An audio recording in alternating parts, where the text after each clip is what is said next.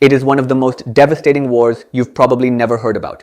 In 1980, two of the Middle East's most powerful nations, Iran and Iraq, went to war. An 8-year conflict of trenches, chemical weapons, and total devastation.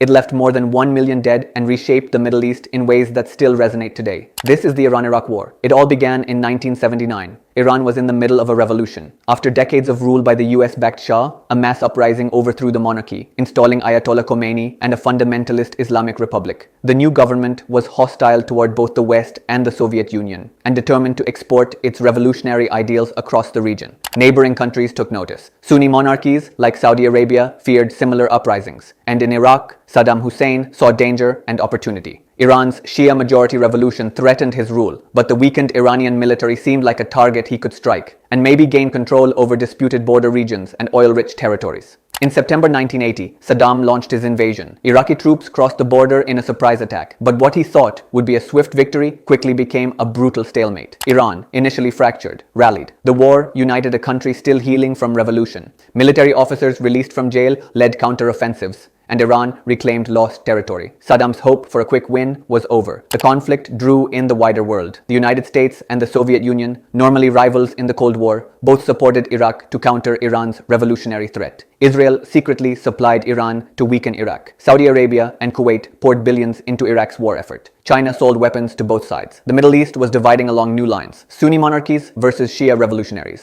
By the mid-1980s, the war escalated. Human wave attacks, chemical weapons, and air raids on civilian cities became common. Iraq used chemical weapons against Kurds in northern Iraq, killing tens of thousands in Halabja, a horrific genocide largely ignored by the international community. Oil became a battleground. Iranian and Iraqi attacks on tankers in the Persian Gulf drew in the US Navy to protect shipping lanes, while Iran-Contra scandal showed America's double dealing, supplying both sides for strategic advantage. By 1988, after 8 years of relentless warfare, the UN brokered a ceasefire. The borders remained unchanged, yet the consequences were enormous. Iran emerged unified but deeply distrustful of the West. Saddam's Iraq was weakened, deeply in debt, and facing internal resistance. The seeds were sown for future conflicts. Saddam's invasion of Kuwait and the US-led wars that followed. This war was more than a regional conflict. It shaped Middle East geopolitics, creating the fault lines that fuel today's proxy wars in Syria, Yemen, and Lebanon. It cemented Iran's hostile stance toward the United States and gave Saddam the resources and grudges that would define his later aggression. 8 years, 1 million lives. A war that never truly ended. It just evolved.